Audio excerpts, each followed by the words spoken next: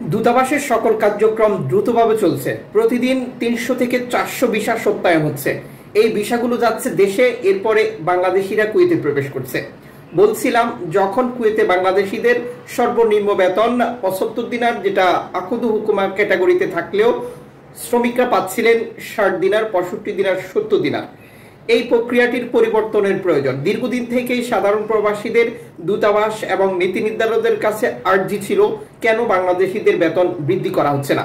আমরা বলতে পারি সাবেক রাষ্ট্রদূতের কথা, যিনি বলেছিলেন বাংলাদেশের সাথে কুয়েতের দ্বিপাক্ষিক চুক্তিগত জটিলতা রয়েছে, যে কারণে বাংলাদেশিদের সর্বনিম্ন বেতন আমরা বাড়াতে পারছি না। সেই প্রক্রিয়াটি নিয়ে তিনি বলেছিলেন, আমরা কাজ করছি, যে কোনো সময় পরিবর্তন আসবে।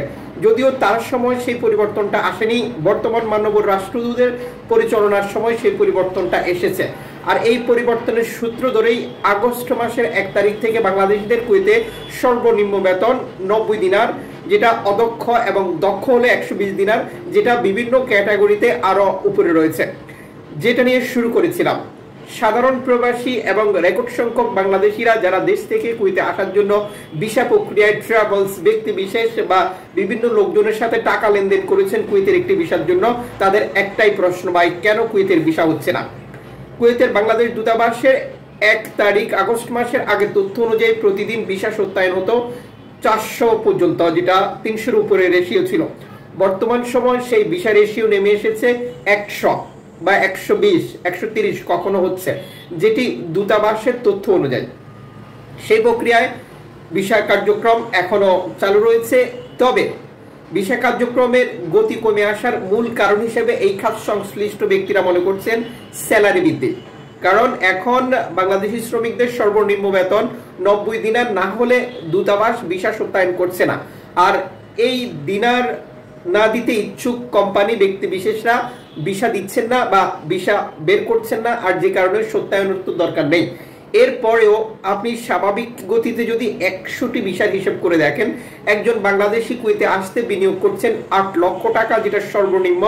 বিভিন্ন সেক্টরের সেটা হতে পারে ১৫ লক্ষ পর্যন্ত ব্যক্তি বিশেষের ক্ষেত্রে।